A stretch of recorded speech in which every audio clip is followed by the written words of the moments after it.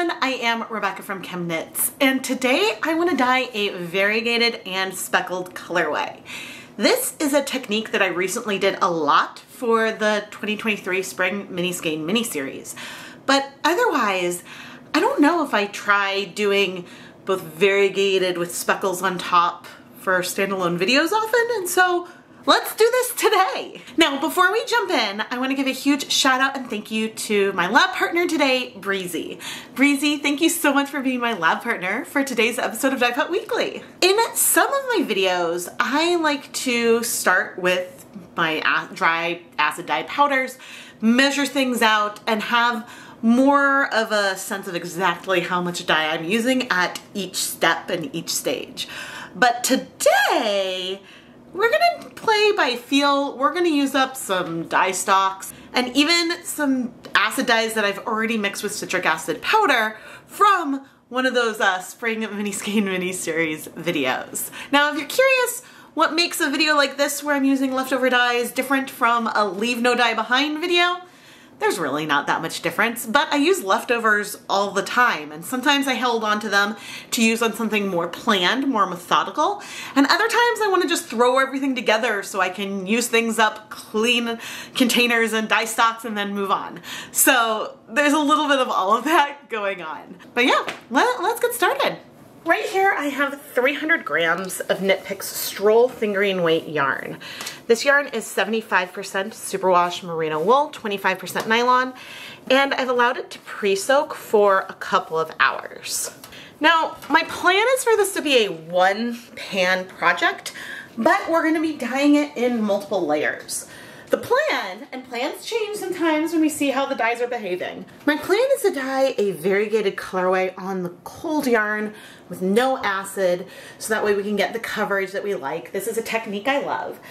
And then we'll add acid and bring it over to the heat, and we'll heat the yarn before applying speckles. And the dye with citric acid that I have mixed is inside some spice jars, so I should just be able to sort of shake it on however we want. Now, we don't necessarily need something perfectly variegated and repeating, but we'll see what we get. Right here, this is some chartreuse from Jacquard, and I had just like a little bit of dye at the bottom, but with a foam brush in it, but there may have been some guar gum or something left in there because it kind of jellied a little bit. It's so odd. I haven't seen anything quite like that before.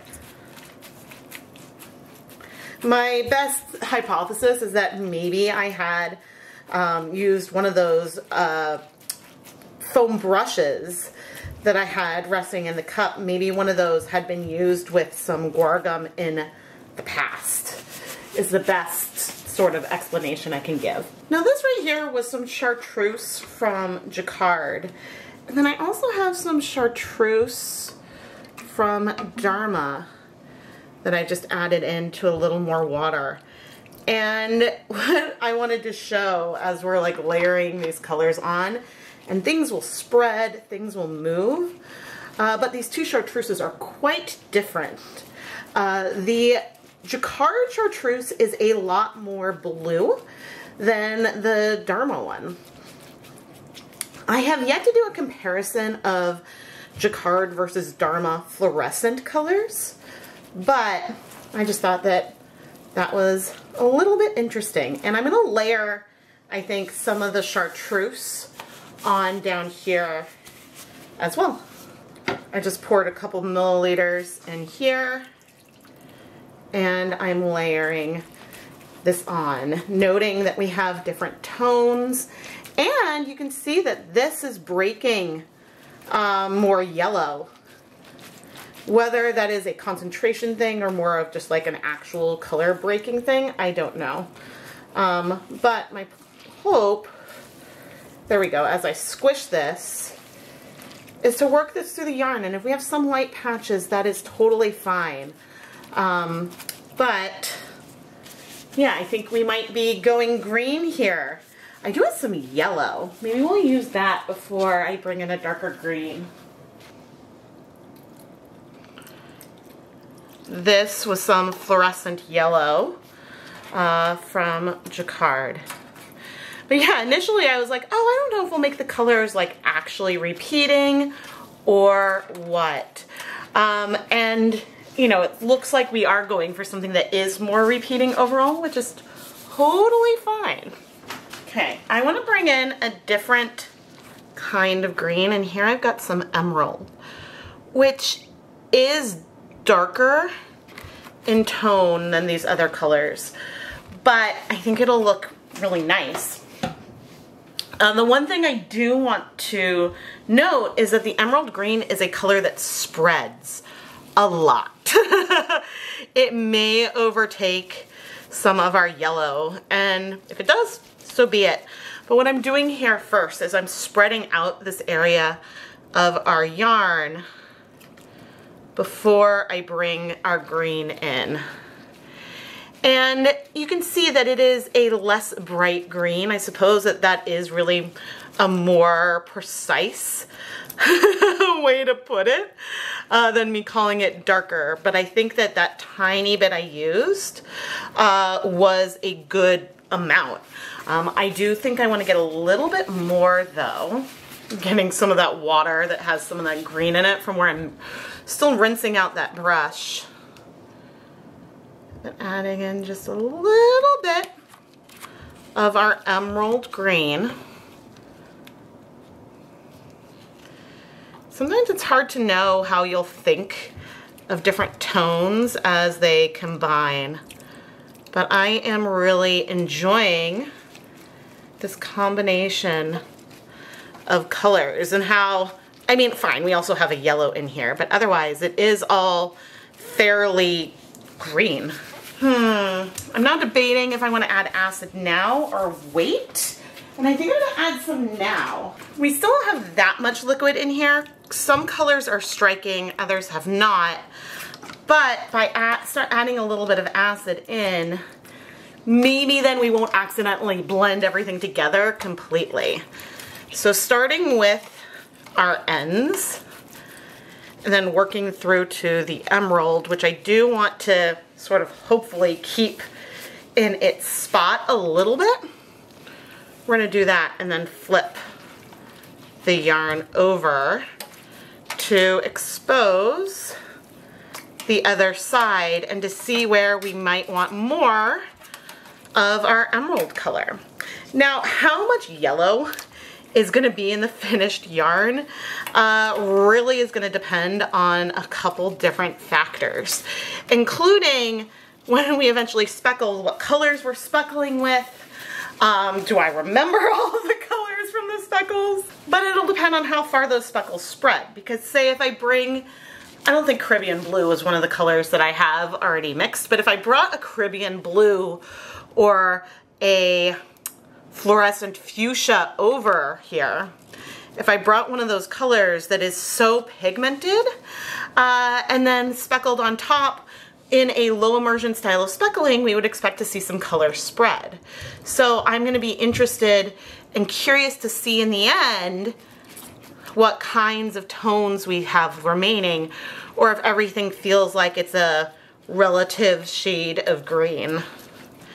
But I'm enjoying this. I think that this is a very different palette. And one thing I am very happy about was that I deliberately chose to put the green here in the middle versus the end and sort of break up the bright and more muted tones a little bit more. But we've already put acid in here and things are staying put relatively well.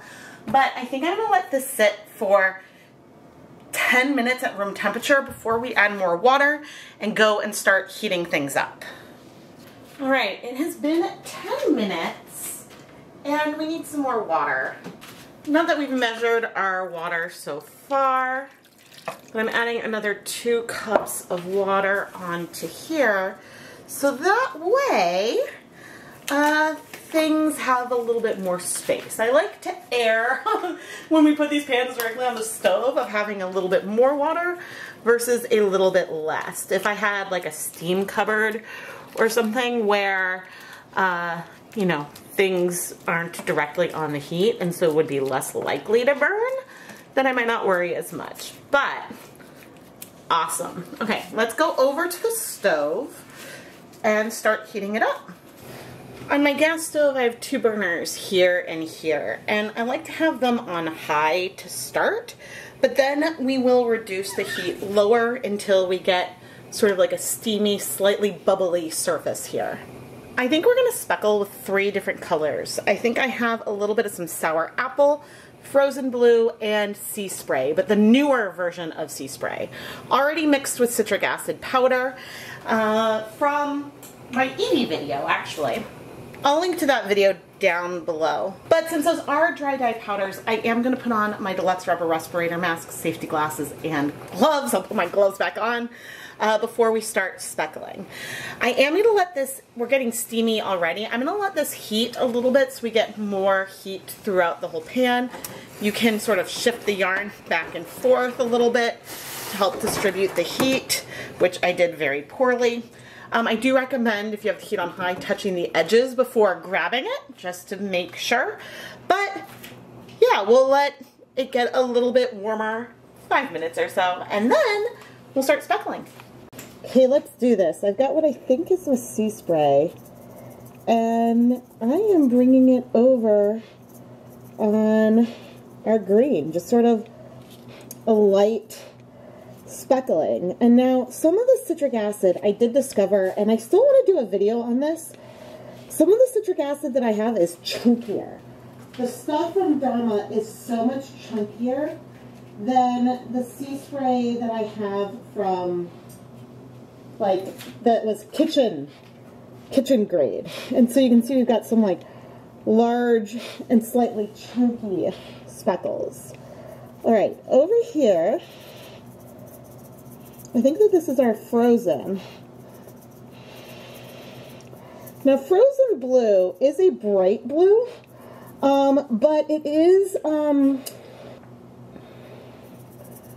frozen blue is a bright blue, but it is not nearly as pigmented as, for example, Caribbean blue, which I was talking about earlier. And then down here on our greenest section, I'm going to bring that sour apple. And don't worry, I'll zoom you in. And some of these will overlap a little bit, and that's okay. But I think I decided that by sort of layering which colors go where, we can keep things from blending all together. And I'm realizing you see nothing from up there. But with those chunky speckles, look at how, like, spread out I was able to get them. I'm not sure if that chunkier milled powder is my favorite. Because look at how big those speckles are. Interesting. I mean, I was also sprinkling it carefully versus, like, because I didn't want a big splotch. But we'll see what this looks like in the end. I mean, I certainly don't mind it. But, yeah, they're going to be big speckles. I was a little heavier sort of down here. But yeah, these aren't as sharp as often I am used to with citric acid speckles. So yeah, I don't know. I mean, and I also don't know how much you could differentiate between the different colors of speckles that we have here. I think that they're very, very similar, but that is somewhat intentional. I picked 3 colors that were close and sort of went with our theme. But let's go ahead and give this about 5 minutes, and then we'll flip the yarn and add more speckles. You know, on this first level, I spread the speckles out. I think I might make them a little bit more narrow as we go through. And something else to point out, I didn't even check to see how her green colors have struck before flipping, but they've actually struck pretty darn well. And I can keep the yellow sort of scrunched more towards the top because I'm not speckling on top of that. I don't know why I decided that, but that is what I decided to do. Now, I'm going to continue. I'm going a little bit denser and a little bit tighter. Ooh, we've got some of the, is that a mixture of the coarser citric acid with the finer citric acid? And so as I shake it more, I'm getting more of that fine stuff coming out, and we're getting some smaller speckles. I will zoom in momentarily, but I'm using it a lot more like a salt shaker now. I do have a feeling I want to do a few different flips here. But you can see through the steam that we've got more specklage on all of the different colors that I chose to speckle with.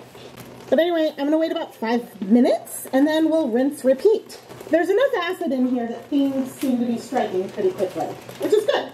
I feel like to do this comparison between chunkier citric acid and finer citric acid speckles, it could be worth using the shakers again. Because with these particular shakers and the way the holes are, I feel like with the thick, it really does help spread it out versus dumping it all in one spot.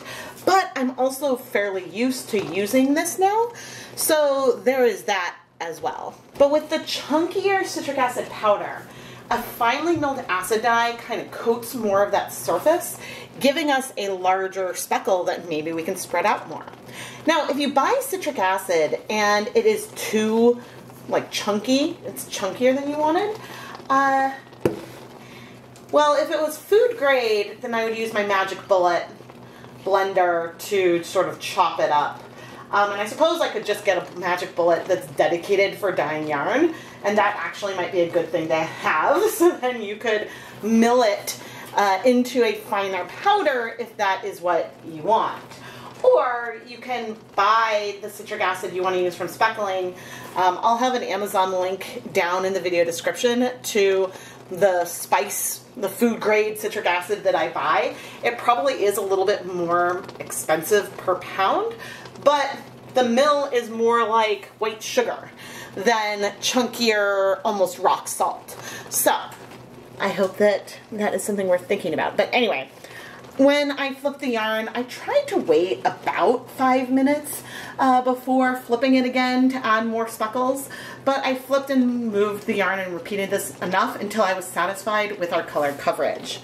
And then I let the yarn heat for 30 minutes from the last time I added dye to finish setting all the color. It's been 5 minutes since I last added some dye. And I'm going to go ahead and just add more water for us to do this finished soak. It's not going to hurt anything. We have plenty of acid in here between the vinegar that we added at the beginning and the citric acid that we added with our speckles. So now I'm going to let this heat for another 25-30 minutes and then we'll come back. But I'm not expecting there to still be color left because there wasn't color left 5 minutes ago. So I'll see you soon. It's been 30 minutes and I'm going to turn off the heat. Now I could remove the yarn to let it cool a little faster, or I can leave it in here. It really depends on what you're planning on doing with your stove and your pans, whether or not you remove it. Today I'm going to leave it in here and let it cool in the pan before we wash it. But just to show you, there is no color left in our yarn, which is great.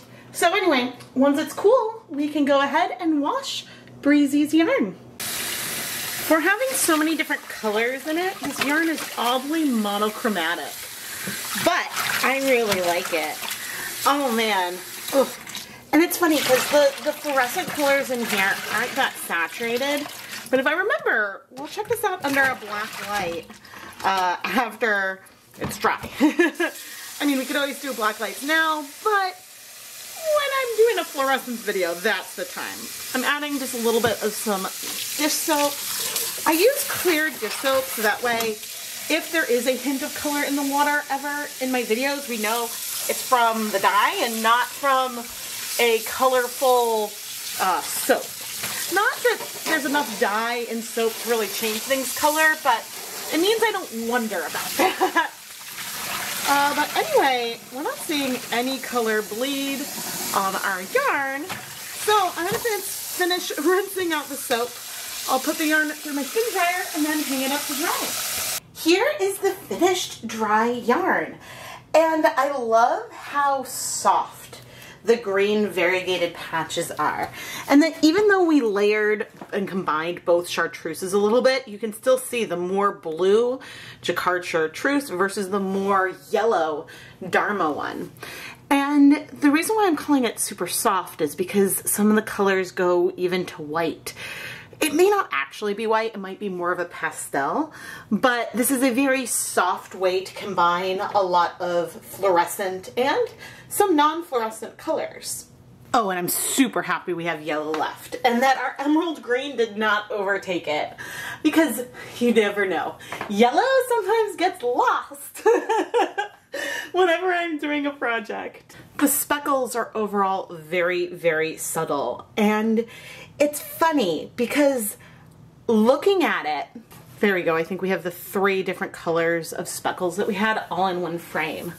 In some respects, the different colors of speckles don't feel that different because each color is on a separate base color.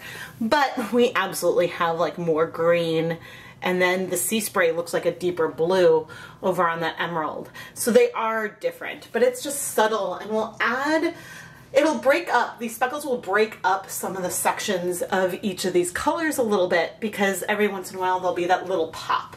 And it just is going to add a little bit of subtle dimension into the finished fabric. I love this yarn twisted up even more. Breezy, thank you so much for being my lab partner for today's episode of Dye Pot Weekly. I really hope that you have enjoyed this video and that you're gonna love your yarn. If you at home would like to learn more about how you can become a lab partner like Breezy, go and check out the listings in the ChemKnits Creations Etsy shop. And Breezy, thank you again. I plan to play around a lot more with layering techniques. That is something that I've loved for a long time. However, I am absolutely more likely to layer speckles on top of a tonal, or even variegated yarn on top of a tonal, versus doing something that's variegated and then speckled. And it's interesting because if I'm doing a more repeating variegated color, until more recently that wasn't my favorite type of colorway to dye. I preferred more random variegated, where you would end up with some speckles but maybe it wasn't as intentional. And so leaning into this, because this is a type of colorway I tend to create more around sets, and just having it be on full skeins is really, really fun for me. And I don't know, I want to do a lot more of that in the future. I'm also really excited that I have a color palette that is on one hand so monochromatic in that it's all these greens, but it's also quite different from other types of colorways I feel like I've done similar to this, because sometimes I tend to reach for the same colors over and over and I have comfort zones. And so this is one perk of playing around with leftover colors and dye stocks that you already have, because then that makes you think, ooh, what happens if I combine these together? And otherwise I might not have pulled both Jacquard and Dharma Chartreuse and used them together on one project. But I love that little bit of shift and difference that we get between those bright greens. It makes me so happy. I am Rebecca from ChemKnits, and please subscribe and turn on notifications so you never miss a new video. Thank you so much for watching.